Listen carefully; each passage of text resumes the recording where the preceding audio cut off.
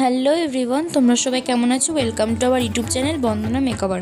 অনেক দিন ধরেই ভাবছিলাম যে জন্মাষ্টমীর জন্য একটা ভিডিও শ্যুট করব মেকআপের, কিন্তু আমার পরীক্ষার জন্য হয়নি।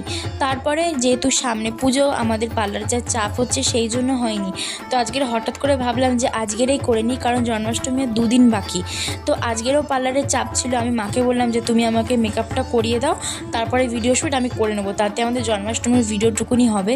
তো যাই হোক, যেহেতু ট্রান্সফরমার ভিডিও বানাবো, ওই জন্য ঘর থেকে আগের ভিডিওটা শ্যুট করে আমি সোজা চলে যাব পার্লারে। সব কিছুকে 10টার মধ্যে কমপ্লিট করার চেষ্টা করব, কারণ বেশি রাত করা যাবে না। তো এখন আমি মোটামুটি আমার বেসটাকে কমপ্লিট করে নিয়েছি। তো দেখা যাক কটার মধ্যে আমরা কমপ্লিট করতে পারি।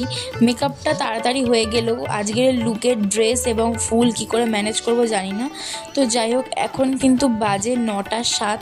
তো আমি সব কিছু ম্যানেজ করতে করতে এতটা টাইম চলে গেছে। মেকআপ করতে বেশি টাইম না লাগলেও এই ফুল এছাড়াও ড্রেস ম্যাচিং করতে করতেই অনেকটা টাইম চলে গেছে। এখন আমি চেষ্টা করবো আর 1 ঘন্টার মধ্যে শ্যুটটাকে কমপ্লিট করে নিতে, কারণ এর থেকে বেশি রাত করলে আমি এবার বকানি খাবো।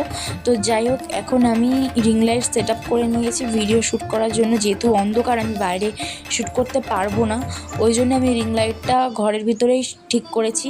আর এই সুন্দর ভিডিওগুলো দেখতে গেলে তোমাদেরকে অবশ্যই চলে যেতে হবে আমার ইনস্টাগ্রাম অ্যাকাউন্ট মণিকর্ণিকা মণ্ডলে। এছাড়াও আমি ফেসবুক, ইউটিউব সব জায়গাতেই ছাড়বো, তোমরা দেখবে এবং বেশি বেশি করে লাইক কমেন্ট করবে। তো যাই হোক, আজকের মতন ভিডিওটা এই অবধি।